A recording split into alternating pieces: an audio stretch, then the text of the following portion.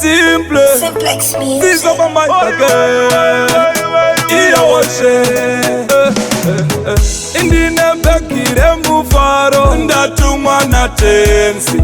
Ndamo ya chopanyika. Yoto kunda etse. Irimalati kwidibira. Isei kusinga yesi.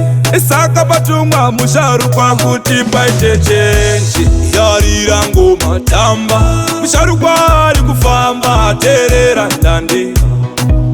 Aho mpenge mutanzi kana tinge washaura ndikari pasi.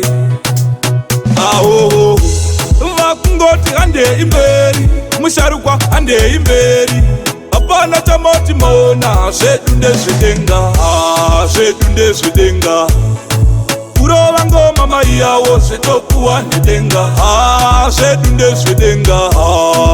ndezvedenga makamborero chaivo topuwa nedenga zvedu ndezvedenga tiri kukumbira simba kuneve kumakore titove ivo maronda asingapore tichinge tofara nhamo isati dzore ndigudzikane zvandinazvovo ndisashore kana vorova ngoma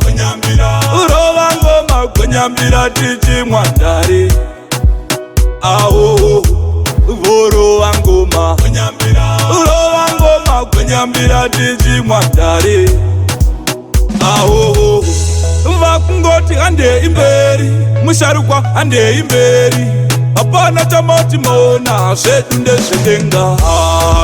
ndezvedenga kurova ngoma mai yavo zvetopuwa nedenga zvedu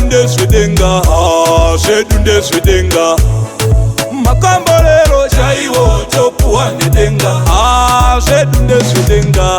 Indine bekire mufaro ndatumwa na tenzi ndamo yatopanyika yotokunda etse irimalati kwidibira isei kusinga yesi isaka patumwa musharukwa kuti paite chenji. Yarira ngoma tamba musharukwa ari kufamba terera ndandi.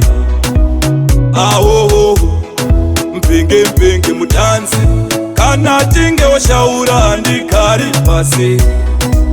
Aho vakungoti ande imberi musharukwa ande imberi apana chamoti maona zvedu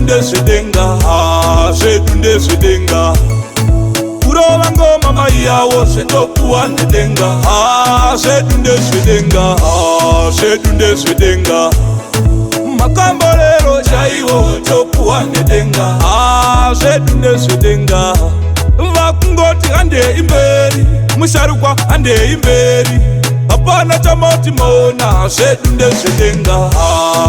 ndezvedenga kurova ngoma mai yavo zvetopuwa nedenga zvedu